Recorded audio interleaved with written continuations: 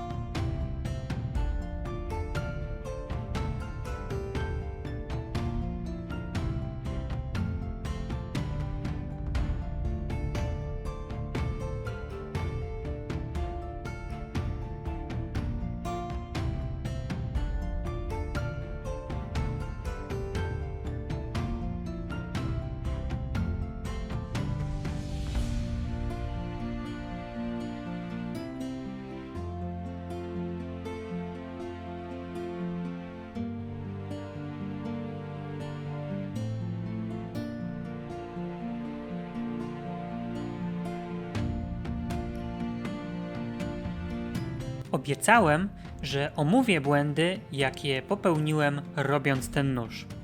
Więc oto one. Dla porównania poprawy mojej techniki pokażę Wam parę ujęć widelca, które robię do zestawu z tym nożem. Po pierwsze, źle obchodziłem się z okładkami przy ich wykonywaniu, więc w kilku miejscach popękały. Dzięki żywicy epoksydowej i tak będą się trzymać, ale wygląda to po prostu źle. Jeżeli, jak ja, nie macie doświadczenia w pracy z drewnem, lepiej jest kupić gotowe kawałki drewna z przeznaczeniem na rękojeści noży i tylko je przyciąć lub oszlifować do potrzebnego kształtu. Miałem duży problem z zakuciem prętów. Wynika to z tego, że zapomniałem zmiękczyć mosiąc przed jego użyciem. W tym celu należy rozgrzać kawałek pręta do barwy wiśniowo-czerwonej i ostudzić w wodzie. Jest to oczywiście proces odwrotny do tego, co należy robić ze stalą. Robiąc widelec, zrobiłem zmiękczanie i pręty udało się zakuć bez najmniejszego problemu. W niektórych miejscach za słabo zakułem pręty do umocowania mosiężnych wstawek. Jest to coś, co wymaga wprawy, ale da się to zrobić tak, by uzyskać równiutką, jednolitą powierzchnię, na której nie widać, że był tam pręt. Jeszcze jedna rzecz, którą można zrobić lepiej, to właśnie mosiężne okucia. Ja najpierw wycinałem kawałki na potrzebną długość i dopiero szlifowałem na nich spadek. Lepiej jest zostawić dłuższy kawałek mosiądzu, zamontować go w imadle, oszlifować, a dopiero potem odciąć wymaganą długość, gdyż z krótkimi kawałkami ciężko się pracuje i trudno je złapać w imadle. Za mało też odchudziłem ostrze noża, co nieco utrudnia jego ostrzenie i ogólnie pogarsza jakość cięcia, ale to jest coś, co nadal mogę poprawić na szlifierce. Bardzo Wam dziękuję za obejrzenie.